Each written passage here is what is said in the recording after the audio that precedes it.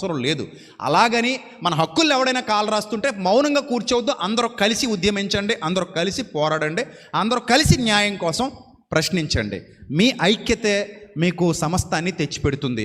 మీరు ఐక్యంగా లేకపోతే ప్రతోడికి లోకువైపోయే పరిస్థితి దాపురిస్తుంది. కాబట్టి సంఘాలన్నీ ఏకంగా ఉండండి, సత్యానికి కట్టుబడండి. దేవుడు మిమ్మల్ని మీ కుటుంబాన్ని బహుగా దీవించి ఆశీర్వదించునుగాక. ఆమె. అలాగే ప్రవీణ్ అన్న కుటుంబం కొరకు కూడా ప్రార్థన చేయండి.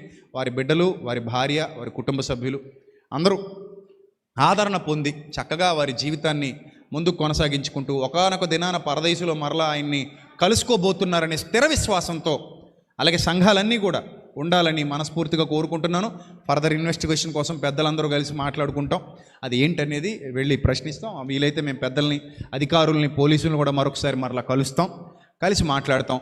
సో దేవుని చిత్తం ఎలా ఉంటే అలా జరుగుతుంది. మీరు మానక ఆ సంఘములన్నిటి కొరకు, సేవకులందరి కొరకు ప్రార్థించాలని మరొకసారి మీ అందరికీ ప్రేమపూర్వకంగా హితవు పలుకుతూ నా మాటలు ముగిస్తున్నాను.